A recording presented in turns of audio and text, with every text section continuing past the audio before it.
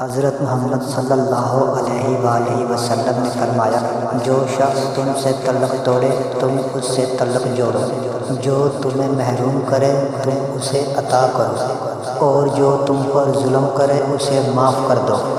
رسول اللہ صلی اللہ علیہ وآلہ وسلم سے پوچھا گیا، سب سے افضل انسان کون ہے؟ آپ صلی اللہ علیہ وآلہ وسلم نے فرمایا، ہر وہ شخص جو دل کا صاف ہو اور زبان کا سچا ہو۔ نبی کریم صلی اللہ علیہ وآلہ وسلم نے فرمایا، لوگوں میں بدترین شخص وہ ہے جسے اس کی بد کلامی کی وجہ سے لوگ اسے چھوڑ دیں۔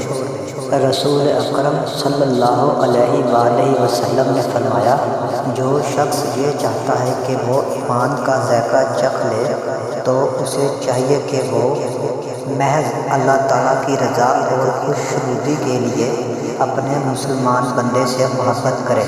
رسول اللہ صلی اللہ علیہ وآلہ وسلم نے فرمایا، سب سے پہلے جو چیز انسان کے ترازو میں رکھی جائے گی وہ انسان کا وہ خرچ ہوگا جو اس نے اپنے گھر والوں پر کیا ہوگا۔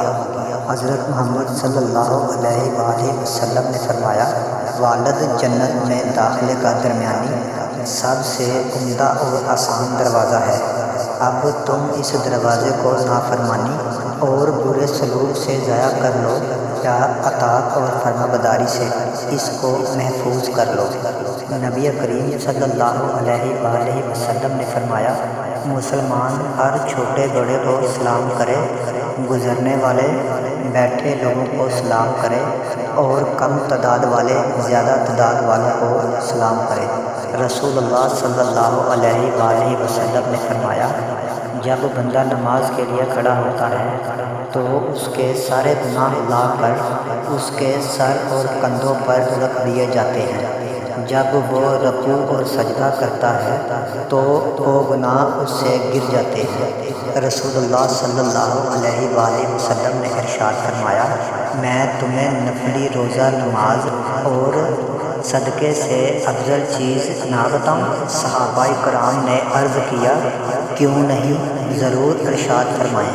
آپ صلی اللہ علیہ وآلہ وسلم نے ارشاد فرمایا، دو آدمیوں کے درمیان صلح صفائی کروانا دینا، کیونکہ آپ صلح کروا دو گے تو اللہ تعالیٰ اس کا اجر آپ کو انشاءاللہ بہت زیادہ دے گا۔ رسول اللہ صلی اللہ علیہ وآلہ وسلم نے فرمایا، قیامت کے دن میری شفاعت سے سب سے زیادہ فیض یاب ہونے والا وہ شخص ہوگا جو سچے دل سے یا سچے جی سے لا الہ الا اللہ کہے گا۔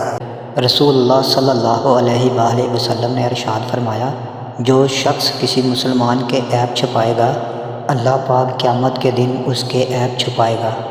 رسول اللہ صلی اللہ علیہ وآلہ وسلم نے فرمایا، صرف 3 جگہوں پر جھوٹ جائز اور حلال ہے۔ ایک یہ کہ آدمی اپنی بیوی سے بات کرے تاکہ اس کو راضی کر لے، دوسرا جنگ میں جھوٹ بولنا، اور تیسرا لوگوں کے درمیان صلح کرانے کے لیے جھوٹ بولنا۔ رسول اللہ صلی اللہ علیہ وآلہ وسلم نے فرمایا، اللہ تعالیٰ نے ایسی کوئی بیماری نہیں بنائی جس کی دوا نازل نہ کی ہو سوائے ایک بیماری کے، اور وہ بڑھاپا ہے۔ سرکار دو عالم صلی اللہ علیہ وآلہ وسلم نے فرمایا، میری امت کے تمام لوگوں کے گناہ اللہ تعالیٰ بخش دیں گے سوائے ان لوگوں کے جو گناہ کر کے لوگوں کو فخر سے بتائیں کہ ہم نے یہ گناہ کیا ہے۔ حضرت محمد صلی اللہ علیہ وآلہ وسلم نے فرمایا، مریض کی عیادت کرنے والا واپس آنے تک جنت کے باغ میں رہتا ہے۔ حضرت محمد نے فرمایا، دنیا سے بچتے رہو، مجھے خدا کی قسم یہ دنیا باروت اور ماروت سے بڑی جادوگر ہے۔ حضرت محمد مصطفیٰ نے فرمایا، 4 چیزیں نیکی کا خزانہ ہے، حاجات کو چھپانا، صدقہ چھپا کر دینا، درد کو چھپانا اور مصیبت کو چھپانا۔ رسول اللہ صلی اللہ علیہ وآلہ وسلم نے فرمایا، جنت میں ایسے لوگ داخل ہوں گے جن کے دل چڑیوں کی طرح نرم ہوں گے۔